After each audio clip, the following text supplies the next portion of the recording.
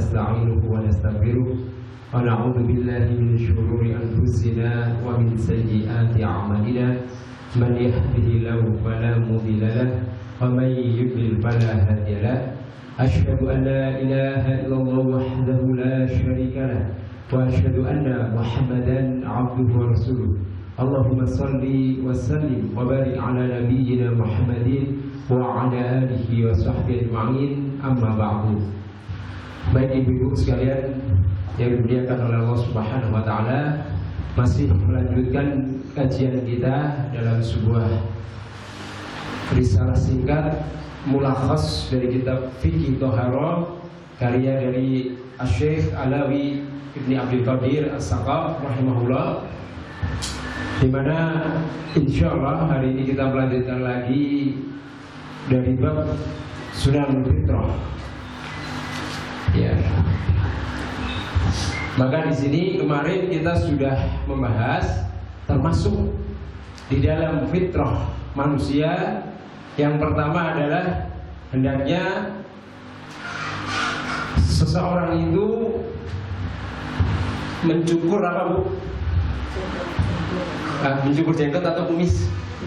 Kumis ya, mencukur kumis. Ya, jadi pembahasan pertama pada bab Sunan Fitrah adalah kasus syari', yaitu mencukur kumis. Hukum dari mencukur kumis adalah disunahkan, dan ini merupakan pendapat dari kesepakatan para ulama fikih. Ya. Kemudian kemarin sudah kita bahas bagaimana cara mencukur kumis. Ada dua cara. Yang pertama mencukur ujung-ujungnya, jadi tipis, dicukur tipis. Yang kedua adalah dengan mencukur sampai habis atau mentok, ibu, sampai terlihat putih kulitnya, seperti itu. Dan ini pendapat dari mazhab Hanabilah yang dipilih oleh Al-Imam At-Tabari, gitu ya. Baik, kemudian yang kedua adalah di antara perintah dari Nabi SAW, yaitu adalah yajibu i'fa'u lihyah wa yahrumu halquha. Wajib ya bagi seorang muslim laki-laki adalah membiarkan jenggotnya. Ya, jadi di sini Syekh berpendapat bahwasanya memelihara jenggot termasuk suatu kewajiban bagi lelaki. Ya, makanya di sini haram untuk mencukur atau memotong. Iya. Jadi memelihara jenggot termasuk bagian amalan yang luar biasa, Ibu. Karena di situ ada kewajiban. Ini pendapat Syekh dan juga diikuti oleh seperti dari Malikiyah, kemudian Hanafiyah dan juga Malikiyah. Jadi hampir para ulama mazhab itu berpendapat akan wajibnya. Seperti itu. Ada satu mazhab yang berpendapat samanya sampai derajat sunnah. Akan tetapi belakangan kemudian dikukuhkan lagi bahwasanya mazhab tersebut juga mengambil pendapat yang wajib, seperti itu. Jadi di sini untuk memelihara jenggot bagi lelaki adalah apa hukumnya? Wajib.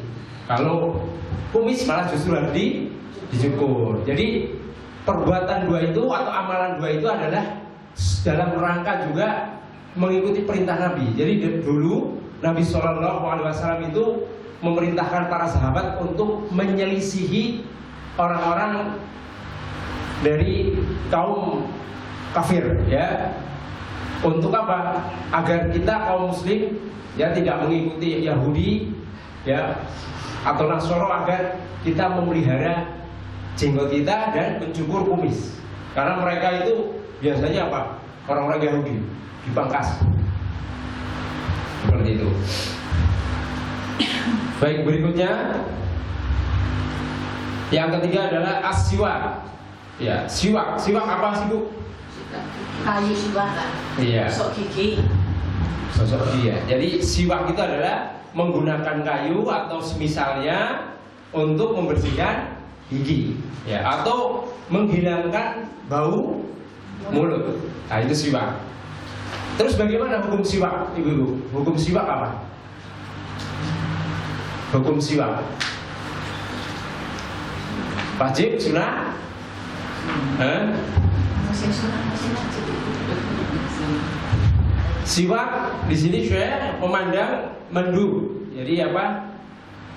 Sunnah gitu ya. Jadi siwak itu sunnah. Dan ini dinukil secara ijma, secara apa namanya, kesepakatan semuanya. Kemudian berikutnya, apa benda yang dapat digunakan untuk siwak atau diperbolehkan untuk bersiwak? Kira-kira sikat gigi termasuk nggak, Bu? Sikat gigi termasuk nggak? Apa siwak itu hanya kayu yang biasanya dijual itu di jual yang masih lonjoran ya? Kayu siwak. Kayu itu kan, terus kemudian kita remukkan gitu ya, Bu. Kemudian untuk sikat gigi. Pernah, Bu, bersiwak pakai kayu? Pernah. Kalau saya malah dulu, zaman dulu ya, pakai kempol, tapi kempol. Sabit kelapa itu. Sempol ya kalau gini ya. Sempol. Pernah alami seperti itu. Jadi iseng-iseng coba pakai itu, kayaknya enak ini gitu kan. Iya. Apa, Bu, yang diperbolehkan untuk siwak? Kain mungkin, Pak. Kain. Ya, itu termasuk boleh ya. Kain. Pokoknya semua benda yang memang itu bisa dijadikan fungsinya untuk membersihkan gigi. Gitu, Ji. Termasuk sikat gigi bisa juga. Ya. Terus kemudian apa yang paling utama untuk bersiwak? Nah, untuk benda yang paling utama untuk bersiwak adalah kayu arok, ya. Kayu arok itu enggak tumbuh kayak di sini ya. Jadi itu kayu-kayu yang biasanya dijual itu, Bu. Yang ada rasanya. Kadang-kadang memang alami. Itu kayu itu memang berfungsi untuk apa? Membersihkan gigi, bahkan menguatkan seperti itu. Ya, itu yang paling utama. Tapi adapun misal tidak ada, dengan selain itu juga diperbolehkan. Itu ya. Kemudian kapan keadaan-keadaan kita itu disunahkan untuk siwak, Bu? Kapan, Bu? Kapan, Bu? Mau wudu. Mau wudu. Terus? Ya, Masya Allah. Wah, sudah mengamalkan ini, Bu, sudah. Sudah diamalkan belum? Saya nggak punya siwaknya, tapi pernah membaca gitu. Ya, pakai sikat gigi misalkan. Nah, yang penting kan giginya dibersihkan. Pakai jari. Enggak jijik, Bu. Lu sendiri enggak? Baik, ya. Yang pertama ya, keadaan disyariatkannya untuk bersiwak adalah yang pertama untuk orang yang berpuasa, ya. Ini tidak dibenci bagi orang yang berpuasa itu menggunakan siwak pada waktu apapun, ya. Baik sebelum tergelincirnya matahari ataupun setelahnya. Karena ada mazhab yang berpendapat kalau misalkan orang yang berpuasa kemudian setelah zawal matahari berarti tergelincir, berarti waktu apa, Bu? Duhur. Maka setelah duhur itu dimakruhkan untuk sikat gigi atau bersiwak. Seperti mazhab Imam Ahmad begitu berpendapatnya. Tapi di sini saya tidak memandang seperti itu. Jadi kapanpun, mau sebelum matahari tergelincir atau sesudahnya, bahkan asar mau jelang-jelang menunggu waktu buka, tidak apa-apa. Kalau memang sudah nggak nyaman giginya, mulutnya segera apa? Dibersihkan, disiwak ya. Seperti itu. Jadi tidak apa-apa ya, Bu. Kalau Ibu takut nggak sikat gigi di bulan Ramadan siang-siang? Diamalkan nggak? Oh, biarinlah nunggu nanti. Hah? Ya kalau ragu-ragu malah enggak. Tadi setelah makan udah sikatan apa? Oh, iya. Maksudnya nggak apa-apa ya, Bu? Ragu jadi malah enggak usah saja. Nggak usah. Iya. Nggak pernah ngamalin kalau siang hari sikat gigi gitu? Enggak. Takut ketelan? Iya. Pakai siwak. Iya, nggak apa-apa, itu termasuk sunnah, Bu. Jadi diperbolehkan. Dapat pahala itu, Bu. Iya, jadi yakin saja ya gitu. Kalau habis itu di kumur-kumur kalau pakai pasta gigi. Tapi ya jangan sampai apa? ditelan gitu, sengaja maksudnya. Kalau nggak sengaja nggak batal Bu, tapi kalau sengaja rasa jeruk ditelan ya batal. Kadang-kadang ada ya pasta gigi rasa toh. Iya. Itu yang pertama ya, bagi orang yang berpuasa tidak dibenci. Kemudian yang berikutnya adalah asyiwak indal wudu. Tadi dijawab. Siwak ketika berwudu. Nah, ini hadisnya adalah laula an asyqa ala ummati la amartuhum bisiwaki ma'a kulli wudu. Jadi seandainya aku tidak memberatkan umatku, niscaya aku akan memerintahkannya kepada mereka untuk bersiwak setiap kali berwudu. Nah, gitu ya Bu. Jadi termasuk sunnah adalah bersiwak ketika wudu. Ini semua ulama sepakat. Lalu kapan? Kapan ketika wudu itu siwaknya? Apa sebelum berwudu? Atau sesudah wudu? Atau di tengah-tengah wudunya? Kalau ibu biasanya apa?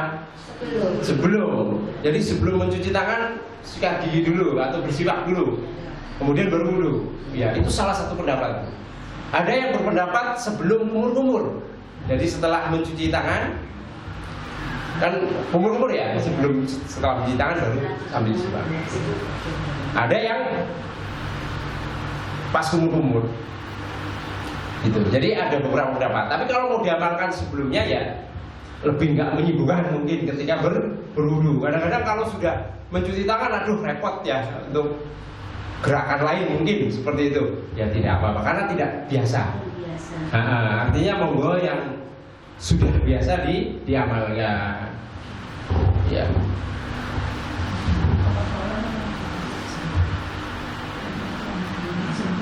Tapi untuk mazhab jumhur ulama Bu, itu untuk bersiwaknya adalah setelah mencuci tangan sebelum berkumur. Itu ya. Kalau mau ngikutin mayoritas ulama, pendapatnya seperti itu. Gitu. Monggo ibu-ibu kalau mau mengikuti kebanyakan ulama ya berarti cuci tangan dulu baru bersihkan gigi. Walaupun sebentar gitu ya. Kemudian berikutnya adalah siwak ketika sholat. Ya. Ini juga disunahkan ya Bu, bersiwak ketika sholat. Ya misalkan sudah mulutnya tidak sejuk nih, waduh mau takbir gitu ya, udah ngesak siwak atau kadang-kadang ngesak ambil gitu. Belum pernah namanya Bu. Belum. Ya saya kadang-kadang melihat beberapa teman gitu membawa kayu siwak, pakai kayu. Jadi kan simpel Bu. Kalau kayu siwak kan tinggal disapu gitu kan. Geli Bu. Iya, jadi kalau mau sholat ya bersihin dulu. Baru setelah itu imamnya siap-siap takbir, ya ikut takbir gitu. Monggo. Tapi kita kayaknya tak perhatikan jarang kalau di lingkungan kita gitu ya. Mungkin aneh mungkin ya. Pernah lihat tak Bu? Belum ya? Belum ya. Karena kalau perempuan mungkin jarang, kalau laki-laki sering. Ya, mungkin kalau di pondok Mbak melihat seperti itu? Tidak juga. Dan ya, saya kira di pondok diamalkan. Nah itu biasanya seperti itu, ya. Nah ini baik sholat wajib sunnah monggo, ya ketika mulutnya memang sudah berubah rasanya baunya. Kemudian yang keempat adalah siwak ketika di masjid. Nah ini juga tidak apa-apa. Itu siwak-siwak yang model kayu mungkin ya. Nah itu kan nggak perlu kita harus berkumur-kumur lagi. Artinya dia bersih langsung ditelan mungkin seperti itu. Nggak pakai air soalnya kan pakai kayu. Kemudian tadi bersiwak ketika zikir kepada Allah atau membaca Al-Quran juga disunahkan. Monggo, kalau dimudahkan, nggak menyulitkan gitu. Tapi biasanya kalau orang Indonesia itu satu paket. Jadi mandi sekalian bersihkan gigi, ya loh, sholat. Setelah itu ya baca Al-Quran atau zikir itu udah satu paket. Biasanya gitu toh. Ya, jadi apa mas seperti itu? Kemudian yang berikutnya yang keenam adalah siwak ketika hari Jumat. Nah ini disunahkan Bu. Ini termasuk kesepakatan para ulama. Ya. Lalu yang berikutnya yang ketujuh adalah siwak ketika masuk rumah. Nah, ini dulu Nabi pernah Bu. Jadi Nabi SAW ketika keluar kemudian tidak masuk, Aisyah bercerita Nabi itu siwak dulu, membersihkan mulutnya. Kan umumnya kalau sudah pergi udah berubah ya Bu, apalagi dulu udah makan macam-macam. Nah, maka demi menjaga apa ya istilahnya, menjaga kebersihan, kemudian menjaga kenyamanan istri juga. Nah, itu suami hendaknya begitu. Jadi sebelum masuk dodok-dodok gitu ya, bersihkan dulu mulutnya baru salam. Biar nanti ketemu istri udah harum. Yang minimal nggak bau aneh-aneh gitu ya, seperti itu. Nah, ini. Kadang langsung nyelonong ya Bu, suen gitu ya. Itu Nabi melakukan seperti itu. Jadi sebelum masuk rumah beliau bersiwak dulu. Kemudian ketika bangun dari tidur juga ini termasuk sunnah. Kalau ini biasanya umum ya, sudah dilakukan. Kemudian bersiwak ketika mulut sudah berubah, rasa bau gitu ya, baunya sudah berubah, sudah nggak nyaman. Nah itu disunahkan untuk bersiwak. Kemudian yang berikutnya adalah yang ke-10, siwak ketika ada tamu. Nah ini juga termasuk apa? Sunnah. Dan ini pendapat jumhur. Jadi kalau ada tamu ya usahakan jangan apa ya, jangan jadikan sebuah bau menyebar. Nah, jadi kalau mulutnya berasa gak nyaman, sikat gigi dulu misalkan, baru temui tamunya. Nah itu akan membuat apa? Nyaman juga. Kita pede mau ngomong ya Bu. Kemudian tamunya mungkin juga semakin nyaman seperti itu. Kemudian bagaimana sifat bersiwak atau membersihkan giginya? Gimana Bu sifatnya? Tata caranya? Ya tata caranya adalah yang paling utama adalah dengan tangan apa? Yumna ini apa? Kanan. Ya, yumna itu tangan kanan. Kalau yusra tangan kiri. Ya paling utama adalah dengan tangan kanan. Siwak. Kemudian ini mazhab jumhur, ya. Dan dimulai dari mulut bagian kanan atau kiri? Kanan. Tapi umumnya dari kiri. Karena berlawanan enaknya tuh Bu. Tangan kanan, ya maksudnya sini, ya dibersihkan sini dulu. Tapi yang utama, Ibu misalkan mau bersihkan pakai sikat gigi atau siwak, sini dulu, bagian sini. Susah ya Bu? Enggak ya? Nah, itu kalau mau cari yang paling utamanya. Tapi gimana kalau dengan kiri dulu? Ya tidak apa-apa. Cuma kan kita kalau mau yang lebih utama atau afdol, monggo. Selama ini kanan kiri Bu? Kiri ya. Coba Bu dari kanan dulu. Sudah dari kanan. Hah? Sudah mulai kanan. Sudah dari mulai kanan. Sudah dari sebelah kanan. Iya. Tapi yang sebelah sini om. Kita nyamannya gitu loh. Nyamannya dari tangannya kanan. Ya. Ya, terus mulai kanan juga. Iya, udah mulai dari kanan. Sudah. Ya. Ya, sip. Ya. Amalkan ya. Tadinya kan kiri, sekarang udah kanan. Ada kanan, bagus. Ya itu termasuk yang paling utamanya begitu. Gitu, J. Baik, berikutnya kita masuk pembahasan baru yaitu pasal keempat, memotong kuku. Ya, taklimul adzafir. Termasuk apa? Termasuk bagian fitrah manusia dan sunnah dari Nabi SAW adalah memotong kuku. Nah, ini termasuk para ulama sepakat ya dari mazhab-mazhab bahwasanya hal tersebut termasuk sunnah. Jadi malah justru kalau kukunya kadang-kadang ngapunten untuk tren dibuat panjang ya toh? Pernah lihat Bu? Iya, kadang-kadang dipanjangin, dihias-hias gitu ya. Ya, sunnahnya padahal dipotong Bu, ya. Harus bersih terus. Hah? Harus bersih terus juga kan? Iya. Kemudian yang berikutnya adalah di antara fitrah atau sunnah adalah ghuslul barojim, yaitu mencuci ruas-ruas jari. Sering melakukan itu. Bahkan ada yang di kesehatan. Ya. Kalau di kesehatan cara mencuci sabun sudah begitu ya, Bu? Iya, tata cara yang lama banget saya melihat, ya Allah, cuci tangan pakai sabun di sela-sela. Itu bagus itu. Nah, itu kalau niatnya mengikuti sunnah juga dapat pahala malah ya, Bu. Seperti itu. Ya, jadi menyela-nyela jari dalam apa? Mencuci misalkan selainnya. Berikutnya adalah pembahasan mencabut bulu ketiak. Wah, ini termasuk sunnah, Ibu. Ya, mencabut bulu ketiak. Sakit ya? Boleh nggak kalau digunting? Hah? Kan perintahnya dicabut. Ya, perintahnya dicabut. Terus gimana kalau pakai gunting atau pakai kerokan itu kumis? Saya diajari dulu, kan lagi pelajaran seperti ini, Bu, ya, di waktu belajar di Bekasi sana sama Ustaz saya. Wah, Ustaz, saya kan masih baru-baru ngaji, jadi rada protes. Pak, sakit Pak Ustaz kalau dicabut gitu. Kamu laki-laki kan? Ya, laki-laki. Terus diajari juga pakai itu plester, ditempelin. Ya sakit ya. Iya begitu.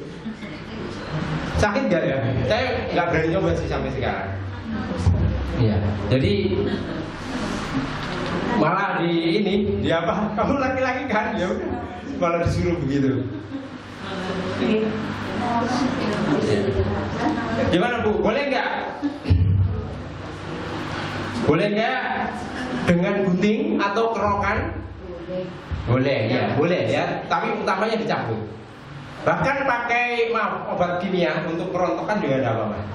Ya. Kapur siri. Ya, betul Ibu. Kapur siri. Iya, di sini ada nih penjelasannya, atau tanur. Iya, tanur itu kapur siri. Ya itu malah pernah, Bu. Iya, itu. Ini dibahas. Ternyata di sana juga begitu. Di sana begitu juga. Jadi misalkan nggak dicabut, pakai apa kapur siri, mungkin malah nggak sakit ya. Nah, tuh. Ini panas. Itu termasuk sunnah ya. Diamalkan toh, Bu? Iya. Tapi nggak tumbuh lagi. Kamu mati berarti ya? Iya. Ini termasuk apa? Termasuk diperbolehkan dengan ini ya, dengan kapur siri.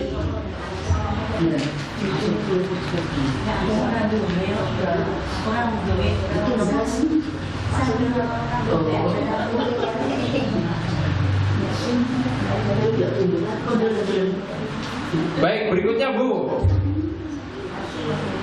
Jadi monggo kalau Ibu dicabut sakit pakai pinset, pakai cara yang lain yang enggak membuat sakit, enggak apa-apa.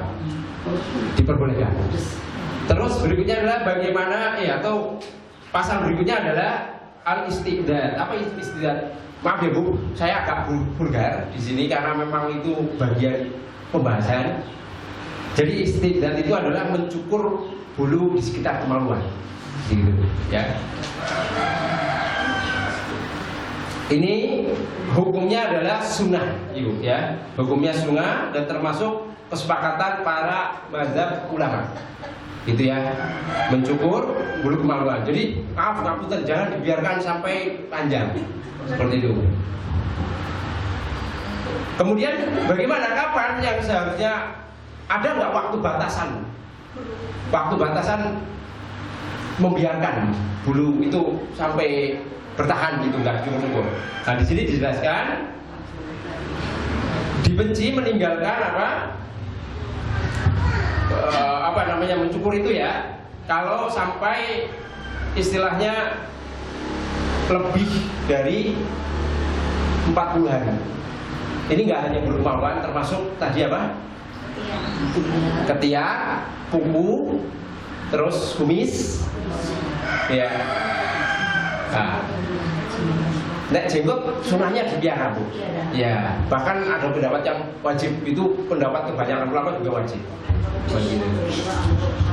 Ya, jadi kuku, kumis, bulu ketiak, terus bulu kemaluan jangan lebih dari 40 hari. Iya, dibenci kalau kita sampai membiarkan. Ya nggak sampai dosa. Kalau dibenci kan levelnya tidak mendapat pahala ketika dibiarkan, gitu ya. Atau maaf, tidak mendapat dosa ketika dibiarkan, gitu ya. Tapi kalau dia misalkan mencukur sebelum 40 hari, dia malah dapat pahala. Gitu ya, Bu. Jadi monggo betul-betul dijaga semuanya, karena itu termasuk fitrah kita. Kita juga seneng toh kalau kita tubuhnya bersih, gitu ya. Ya. Kemudian untuk membersihkan bulu tersebut itu boleh dengan apapun ya, Bu. Dengan gunting, dikerok, ataupun dengan tadi kapur sirih misalkan, bisa hilang, ya apa-apa, itu diperbolehkan. Ya. Tapi utamanya dicukur seperti itu. Baik, sekarang kita masuk pembahasan baru, yaitu al-khitan. Apa hitan, Bu?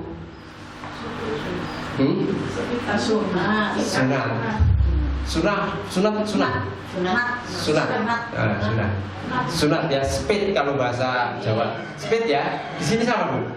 Speed, sunat, khitan. Ya. Khitan secara bahasa adalah al-qata, jadi memotong. Seperti itu. Secara istilah apa?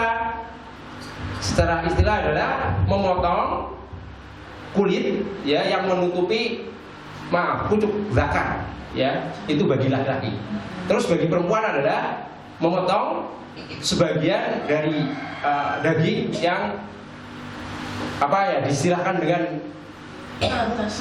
apa ya? Aduh, saya nggak enak nih. Ya, kalau maaf, saya jelaskan dengan bahasa saja. Jadi yang di atas bagian keluar air, tipis kalau perempuan. Ya, itu ada itu kan. Nah, itu yang dikurangi daging tersebut. Ya, jadi sunat atau khitan itu tidak hanya berlaku untuk laki-laki, tapi juga perempuan. Ada yang putra-putrinya dikhitan, putrinya maksudnya. Kalau putra jelas ya. Ada putrinya? Dulu kan kita dikhitan yang perempuan. Yang perempuan ya. Ya, coba amalkan, Bu ya, kalau punya anak perempuan dikhitan. Tapi di sini ada nggak ya? Maksudnya menerima nggak dokternya? Dokternya menerima nggak di rumah sakit atau di mana? Saya kok belum nemu khitan khusus perempuan gitu. Dokter tuh nggak ke dokter, tapi ke pas lahiran bidan. Oh, nama bidannya langsung. Oh iya, bagus berarti ya, Bu.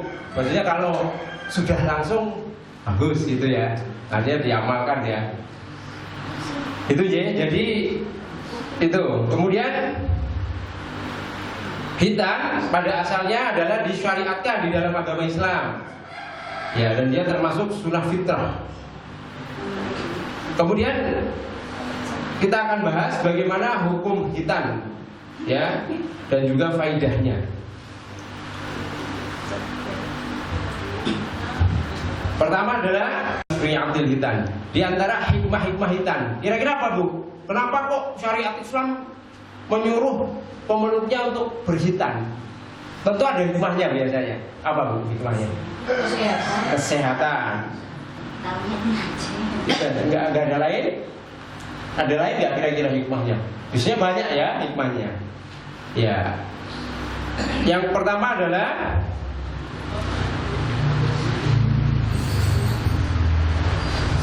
di sini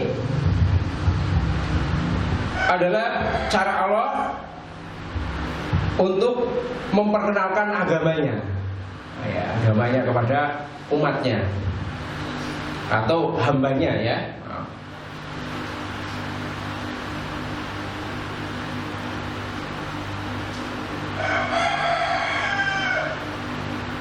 Kemudian berikutnya adalah sebagai kesucian atau kebersihan. Ya. atau sebagai penghias. Ya.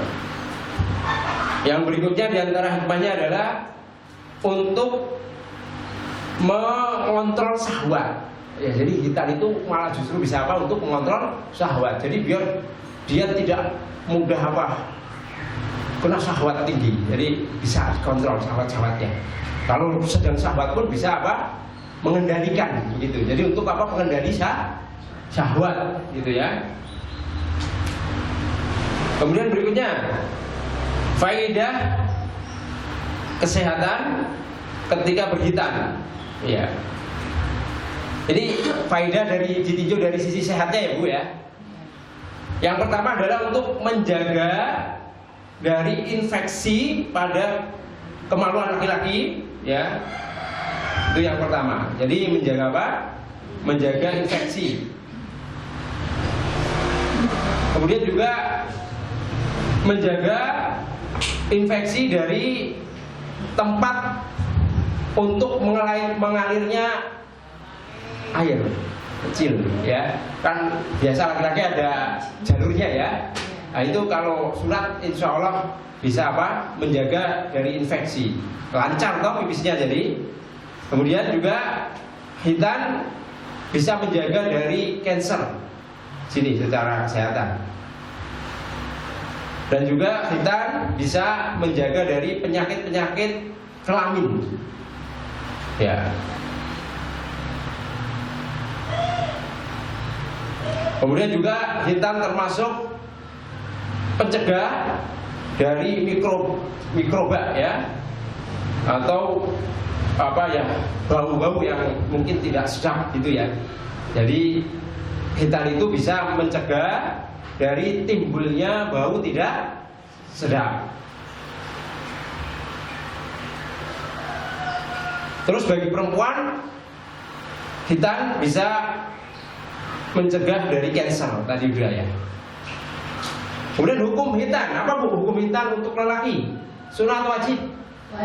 Wajib ya. Al-hitan wajibun fi haqqil rijal. Jadi hitan itu wajib untuk laki-laki. Ini mazhab Syafi'i, Hanabilah, kemudian juga dipilih oleh Ibnu Taimiyah. Lalu bagaimana hukum hitan untuk perempuan Bu? Wajib atau sunnah? Sunnah, bagus.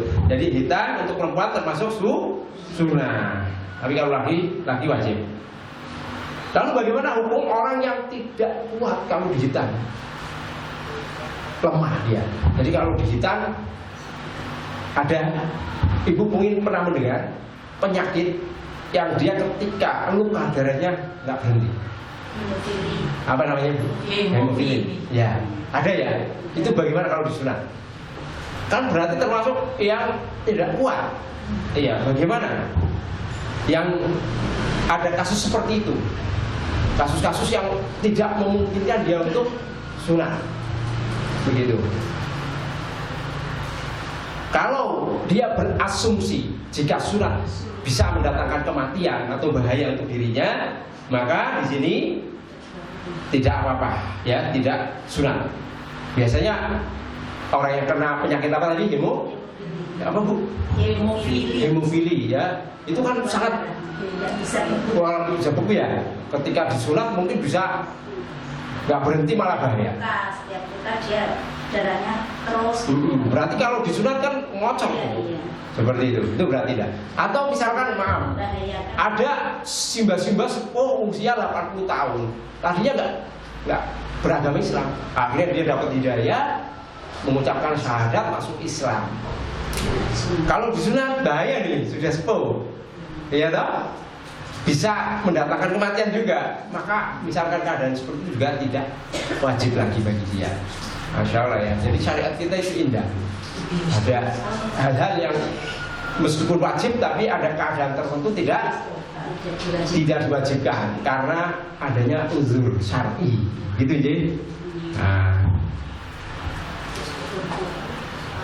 Tapi kalau misalkan 80 tahun, wah saya kuat, sunat gitu. Nabi Ibrahim aja kan sudah sepuh toh waktu itu. Kuat, nggak bahaya nih untuk diriku, gitu kan? Dia sunat nggak apa-apa kalau sudah sepuh ya. Tapi kalau merasa dirinya, wah saya bakal bahaya nih kalau sunat, maka dihindari saja. Lalu bagaimana bagi orang yang terlahir sudah sunat? Nah, Bu, perlu nggak disunat lagi? Ada kasus orang lahir, maaf, nggak tertutup, laki-laki ya, nggak tertutup perutnya, jadi sudah nggak ada kulit penutup itu, sudah sunat betul gitu. Iya. Kalau ada kasus seperti itu, perlu sunat nggak? Wajib sunat nggak? Enggak ya, nggak perlu. Apa yang mau disunat? Kulitnya sudah nggak ada. Iya tak? Kulit penutup perutnya udah nggak ada, masa disunat? Yo malah piye? Iya tak? Nah itu nggak harus disunat, dan malah memang di sini tidak disunat.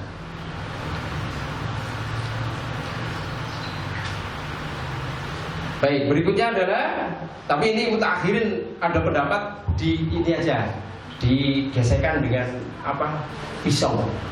Jadi nggak sampai itu, cuma sebagai apa ya, ilo-ilo kalau bahasa Jawanya, apa ya, iya, gitu ya, iya simbolis gitu. Ilo-ilo lah, apalah bahasanya bukan simbolis. Iya, jadi ada yang mutakhirin malah berpendapat seperti itu. Jadi mutakhirin itu ulama-ulama belakangan. Tapi kalau ulama-ulama yang zaman dulu nggak usah, sudah nggak ada penutupnya kok disunat. Ada nggak kasus seperti itu di sini? Belum pernah ya, belum pernah. Terus bagaimana kalau mayit? Apakah perlu dihitan atau tidak? Meninggal belum hitan, usia 18 tahun. Takut mungkin kan waktu itu belum berani, akhirnya 18 tahun kebetulan meninggal. Perlu dihitan nggak mayitnya? Jadi sebelum dikubur dihitan dulu, kan belum hitan. Perlu nggak, Bu? Hah?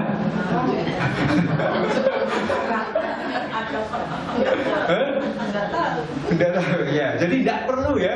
Kalau sudah jadi mayit tidak perlu dihitan lagi. Iya, jangan oh dia belum dihitan, belum sempurna Islamnya. Manggil dokter suruh hitan.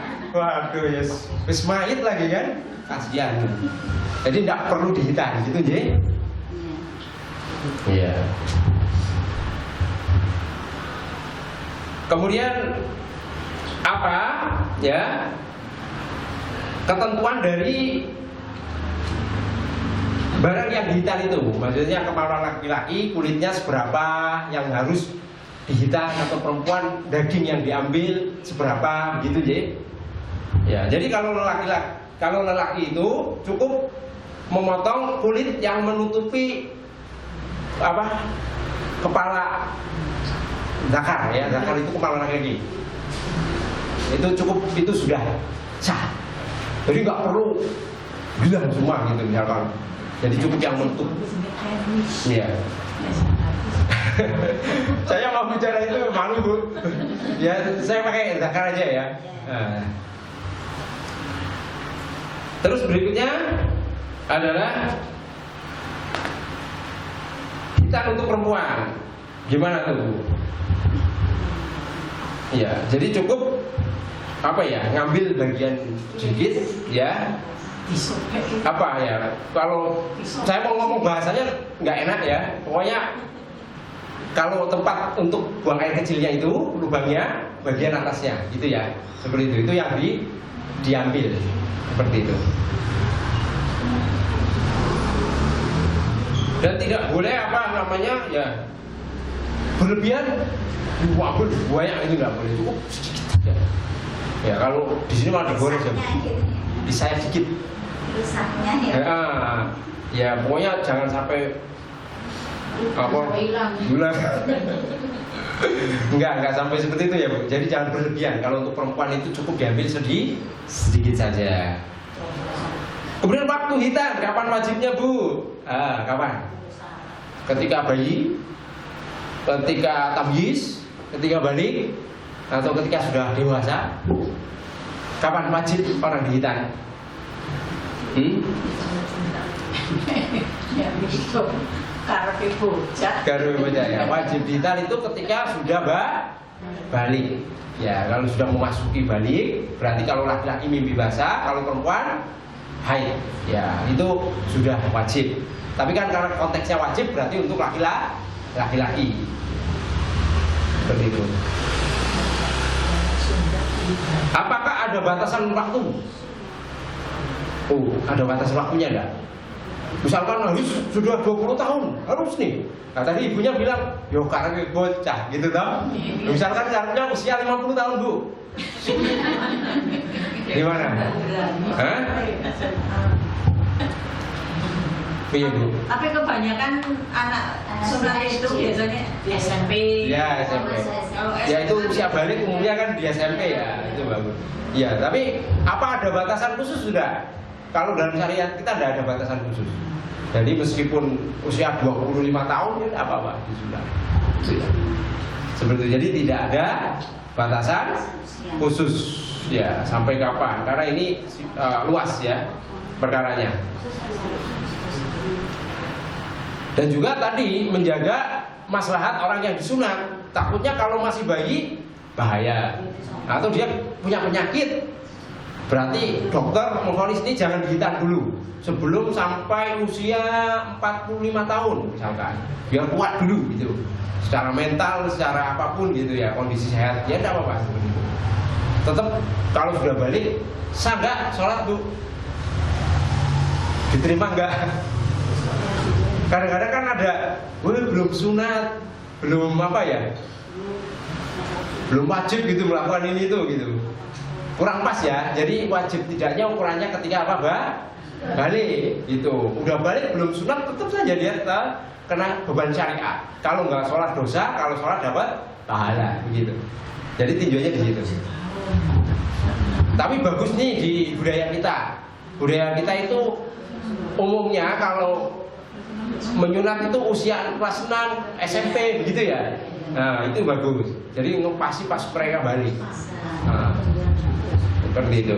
Kadang-kadang ada yang masih bayi gitu ya.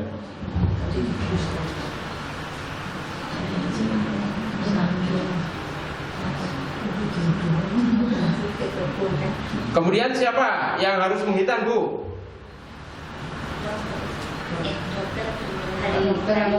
Ahli hitan. Dukun hitan. Iya, orang yang ahli, jangan bapaknya. Kalau bapaknya dokter hitan ya nggak apa-apa. Ya, jangan orang yang nggak ahli dalam bab hitan, takutnya meleset, bahaya. Nah, harus orang yang terbiasa hitan dan sudah memiliki apa kemampuan untuk menghitan orang. Tidak boleh sembarangan. Ya, dukun hitan, dokter, mantri kalau masih nggak sekarang? Mantri, enggak ya, dokter ya sekarang ya. Malah sekarang kalau dulu, oh sekarang nggak boleh, harus dokter. Oh iya. Perawat mantri itu juga kalau periksa di rumah kan nggak boleh, ada undang-undang. Oh ada undang-undangnya sudah ya. Iya jadi sekarang malah alhamdulillah ya makin maju. Hitam tanpa disuntik. Nah, ada di Purwokerto itu saya lihat iklannya. Jadi nggak sakit. Ada yang pakai laser, macam-macam lah. Jadi enak ini ya, Bu ya. Baik Ibu, kita lanjut ya. Cukup bab hitam, cukup. Karena pembahasannya ringkasan ya, kita pakai kilat. Bab hitam selesai, kita sekarang masuk bab ke-6 yaitu al-wudu. Ya. Apa sih wudu, Bu? Wudu apa? Hah? Suci. Mensucikan, bersuci. Apa? Wudu. Ya. Secara bahasa wudu itu apa? Dari wadoa, artinya apa? Al-husn, kebaikan, kemudian an-nadhafah, kebersihan. Itu secara bahasa. Kemudian secara istilah dia adalah beribadah kepada Allah Subhanahu wa taala dengan mencuci anggota tertentu dengan sifat tertentu. Karena wudu kan nggak semua dibasuh. Ya toh? Makanya adalah mencuci bagian tubuh tertentu dengan cara tertentu. Itu wudu. Wudu termasuk ibadah. Sehingga manakala ibu berwudu maka akan mendapatkan apa? Pahala. Itu jadi Lalu apa Bu? Keutamaan wudhu. Nah, ini ada beberapa. Coba Bu, apa Bu? Ben semangat nanti wudhu. Batal wudhu. Wah, bagus Bu. Masuk angin. Ya, kalau jaraknya 3 jam ya udah masuk angin Bu. Kecuali kalau semenit kentut wudhu lagi, semenit itu lah, itu bisa masuk angin itu. Ya, itu ya tidak usah wudhu terus kalau punya penyakit atau punya kekurangan seperti itu. Baru semenit ada loh Bu ya. Semenit kentut, semenit kentut. Iya kan? Ada seperti itu. Apa Bu? Ibu berwudu selain karena ibadah untuk sholat, apa Bu? Keutamanya apa? Kira-kira? Hah? Kira-kira apa? Al-wudu syatrul iman. Ya, enggak gantung. Ya, wudu itu adalah sebagian dari iman. Ya, jadi wudu yang sebagian dari iman, bukan kebersihan, wudunya. Jadi wudu sebagian dari iman. Maka manakala ibu berwudu termasuk dari apa? Iya, termasuk dalam rangka apa? Ya, merefleksikan iman. Nah, gitu ya. Dari buah dari imannya ya itu. Kemudian diantaranya juga adalah al-wudu mukafirun lidzunub. Wudu itu menggugurkan dosa. Masya Allah Bu. Ya, ini hadis Utsman bin Affan. Barang siapa berwudu kemudian memperbagus wudunya, kemudian akan keluar dari tubuhnya itu sampai jari-jarinya apa? Sampai kuku-kuku itu keluar dari situ kesalahan-kesalahan dosa-dosa. Berguguran, betul Bu. Jadi semakin ibu banyak berwudu, semakin banyak dosa yang berguguran. Nah, semangat itu ya. Jadi bukan hanya untuk ibadah. Makanya nanti kalau ibu bisa menjaga suci terus, luar biasa.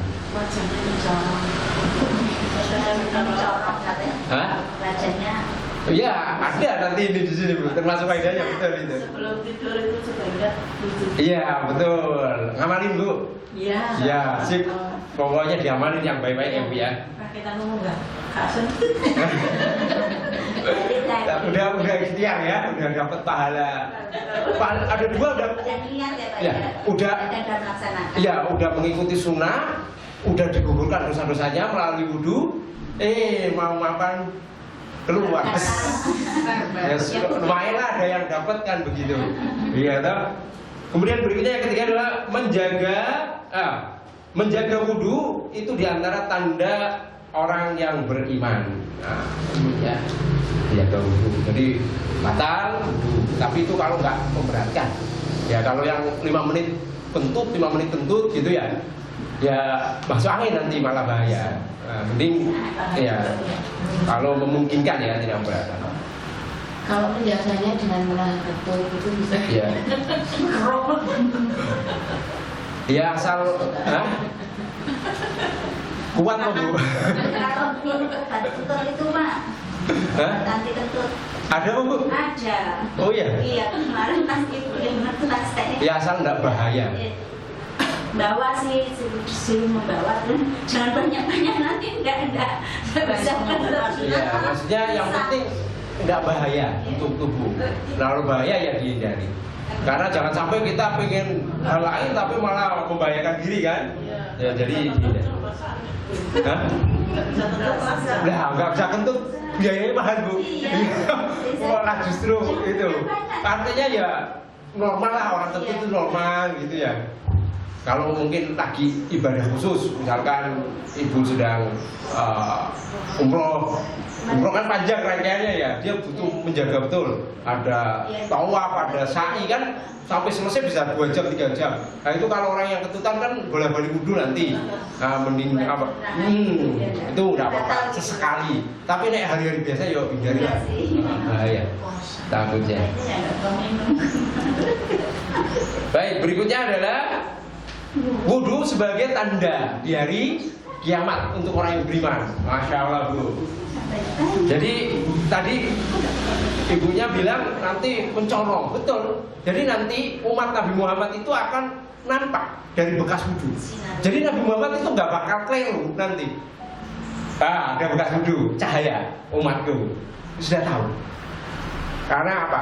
Akan muncul cahaya kelak di hari kiamat dari bekas wudhunya. Itu. Makanya ini sampai Abu Hurairah itu di dalam hadis ya disebutkan atau di dalam apa ya kisahnya sahabat itu, beliau ketika berwudu dipanjangkan Bu. Kalau tangan biasanya umumnya sampai mana? Sampai siku kan? Sampai siku. Abu Hurairah enggak. Abu Hurairah dipanjangkan sampai sini, sampai bahu. Gimana? Nah, kata Abu Hurairah mendengar hadis tersebut biar nanti cahayanya semakin banyak panjang begitu. Tapi ya kalau kita karena perintahnya segini aja tidak apa-apa seperti itu. Oke. Jadi dalam hadis disebutkan sesungguhnya umatku gitu kan diseru pada hari kiamat dalam keadaan bercahaya dan berseri-seri karena bekas wudhu. Maka barang siapa yang mampu melakukan wudhu, hendaknya dia memanjangkan cahaya tersebut. Ya, jadi kalau makanya ini Abu Hurairah karena ini dibablasin, memahaminya secara tekstual gitu ya.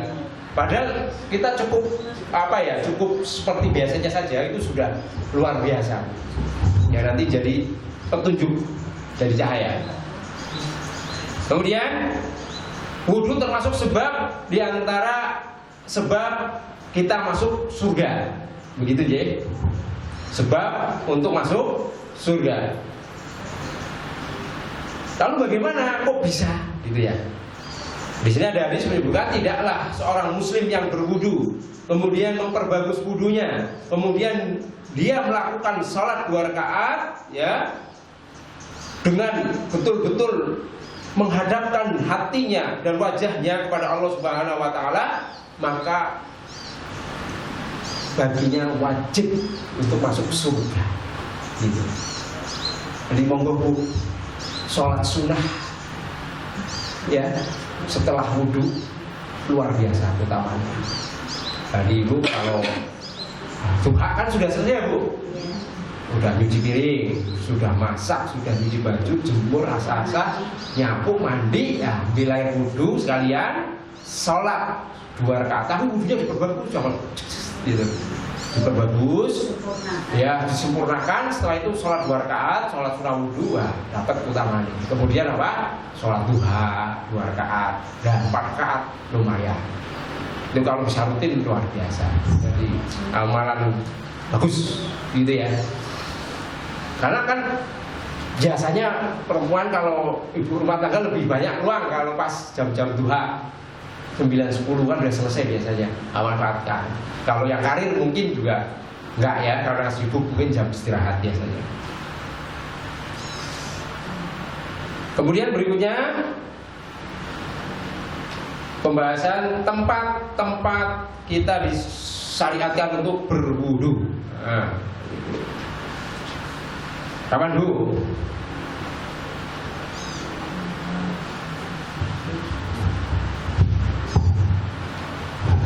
Kapan? Tempat, waktu maksudnya. Waktu disyariatkan untuk berwudu. Iya betul. Jadi ketika ingin sholat, karena toharo bersuci itu termasuk syarat dari apa? Sahnya sholat. Lah kalau misalkan nggak wudu sah nggak? Tidak. Kecuali dia terhalang dari wudu, kemudian dia tayamum. Ya. Jadi wudu termasuk syarat. Ya karena wudu bagian dari apa? Bersuci.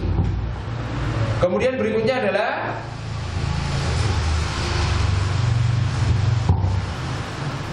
wudu untuk sholat jenazah, ya juga ya sama. Karena kalau namanya sholat itu harus apa? Berwudu, sholat apapun.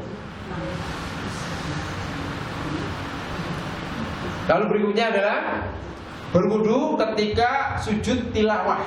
Nah, Ibu membaca Al-Quran toh? Kalau membaca pas suci atau pas enggak? Pas suci. Kan mungkin membaca dengan hafalan atau dengan HP gitu ya kan boleh kalau nggak menyentuh mushaf. Tapi kalau mau menyentuh Al-Quran itu harus apa? Suci dulu. Ya biasanya sudah satu paket. Tapi mbok kadang-kadang pas ibu nggak wudu, ya toh membaca Al-Quran, tapi pengen baca Al-Quran dengan menggunakan apa? HP atau Al-Qurannya dibukakan anak, ya yang sudah suci mungkin ibu baca tanpa menyentuh, kan boleh nggak? Boleh. Yang harus berwudu ketika apa? Menyentuh. Adapun membaca tanpa menyentuh tidak apa-apa, meskipun ibu tidak berwudu, gitu ya. Jadi tidak harus wudu kalau cuma membaca. Yang tidak boleh ketika apa? Menyentuh mushaf, menyentuh Al-Quran, harus suci. Gitu ya. Jadi harus dibedakan. Ya. Jangan, kamu kok baca Al-Quran? Sudah wudu belum? Nah, kalau dia nggak nyentuh, gitu ya, nggak apa-apa kalau nggak nyentuh. Kalau baca Yasin nggak apa-apa. Iya, yang penting jangan apa namanya menyentuh Al-Quran. Mau baca Yasin? Yasin Buku. Iya, buku tidak termasuk apa namanya mushaf kumpulannya, gitu. Meskipun di situ tertulis ayat suci Al-Quran, gitu ya. Nah, kalau begini terlebih ada terjemahannya juga, Bu. Gitu. Berikutnya, kalau paling aman ya HP zaman kalau menyentuh jelas gitu ya, karena itu kan nggak termasuk sekali gitu. Berikutnya adalah di sini Bu, di sini ketika sujud tilawah ada dua pendapat ternyata Bu. Yang pertama adalah harus suci, ya harus suci. Ketika apa?